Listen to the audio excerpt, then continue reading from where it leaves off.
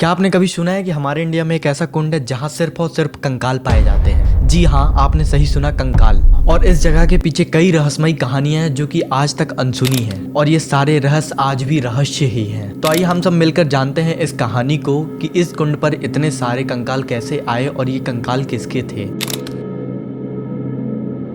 तो ये कहानी शुरू होती है साल 1942 में उत्तराखंड के छोटे से गांव चमोली से, जब नंदा देवी फॉरेस्ट के एक रेंजर हरि कृष्ण मधवाल राउंड पे निकले थे और अपने काम के लिए वो आसपास के इलाकों में घूम रहे थे।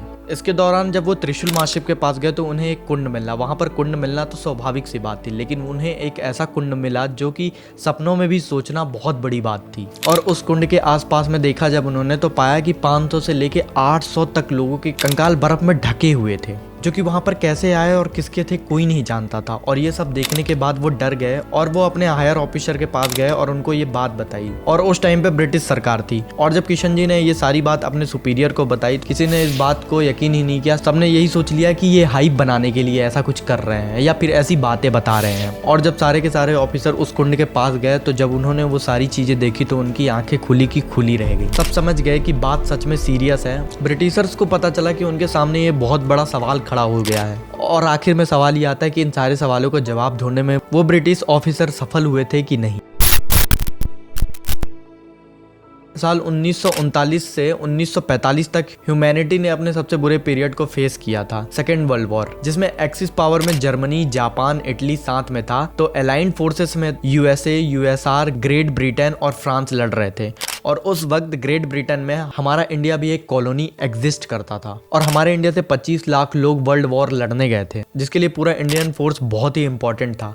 और इस वक्त में हर देश जंग जीतने की दौर में था। इसी वजह से ब्रिटिश ऑफिसर्स को लगा कि ये जो सारे स्केलेटन्स थे, ये कंकाल किसी हिडन जापानीज फोर्स के थे जो कि भारत में हमला करने के लिए घुसे थे, और बर्फबारी की वजह से उनकी जान चली गई। और ये सारी बातें कहीं इंटरनेशनल फैल ना जाए, जिसकी वजह से इन्वेस्टिगेटर टीम को लगाया जो कि इन सारे कंकालों के बारे में रिसर्च कर सके। कुछ दिन रिसर्च करने के बाद आखिरी नतीजे पर आए कि ये सारे जो स्केलेटन थे वो जापानीज फोर्स के नहीं थे। ये सारे कंकाल उससे भी कई सालों पुराने हैं। और ये बातें सुनकर ब्रिटिशर्स को रिलीफ मिला कि उन्हें किसी भी इंटरनल मैटर में इन्वॉल्व नहीं होना पड़ेगा। फिर ये बहुत बड़ा मसला बन गया कि असल में ये सारे कंकाल किसके हैं, कितने पुराने हैं, और ये सारे कंकाल यहाँ पर कैसे आए और इनकी मौत कैसे हुई। अब देखो, बात ऐसी है कि वर्ल्ड वॉर के चक्कर में ये सारी बातें आई, और लेकिन साल 1956 में एक नए कैरेक्टर की एंट्री हुई जिनका नाम था स्वामी प्रवानंद, जो कि रॉयल जियोग्राफिकल सोसाइटी के मेंबर थे। और उन्होंने इस जगह को जानने की चाहत में कई बार इस जगह आए, और उन्होंने इस कंकाल को लेकर एक थ्योरी दी जो कि उस टाइम के लिए वो बेस्ट थ्योरी थी कि ये जो सारे कंकाल हैं राजा दशावल के सेना के थे। दरअसल यहाँ पर पाए गए बोन सैंपल को एनालाइज किया गया था, जिसमें से पता चला कि ये जो सारे सैंपल्स हैं वो 800 ईस्वी के थे। और जब स्वामी जी ने रिसर्च किया, राजा दशावल डांस ग्रुप के साथ नंदा देवी मंदिर के दर्शन के लिए निकले थे, जो कि रूपकुंड के पास ही पड़ता है। राजा देवी माँ के दर्शन करके अपने पुत्र की सफलता की कामना करने आ ही रहते, तभी उनके पूरी ग्रुप के ऊपर बर्फबारी हो जाती, जिसकी वजह से सारे के सारे मर गए। और इन सब की जो डेथ प्लेस थी वो अननोन थी। और ये सबसे बड़ा रीजन बन गया था कि ये उसी राजा के सिपाहियों या फिर डांस ग्रुप के कंकाल थे। और फिर टेक्नोलॉजी बढ़ी और इस केस के पर्चे उड़ गए, और कुछ ऐसी बात पता चली जो कि कभी भी इस दुनिया में ऐसा कुछ देखा ही नहीं गया था।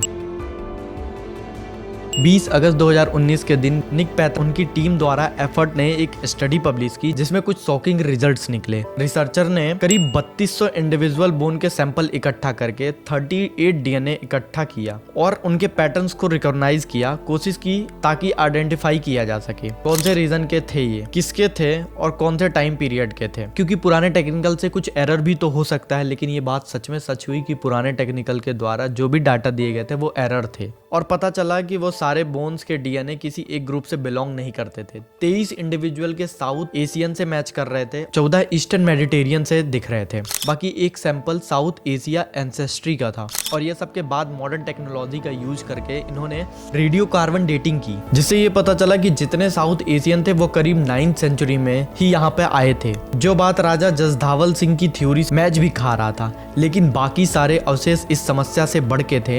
ये किस टाइम के कंकाल थे ये तो बात पता चली चल गई थी, लेकिन ये एक सवाल अभी भी था। और एक ग्रुप के डेथ का रीजन भी पता चल चुका था, लेकिन जो दूसरा सैंपल मिला था उसके बारे में कुछ भी पता नहीं चला था। ऊपर से एक सैंपल का इन दोनों से तो कोई कनेक्शन भी नहीं था।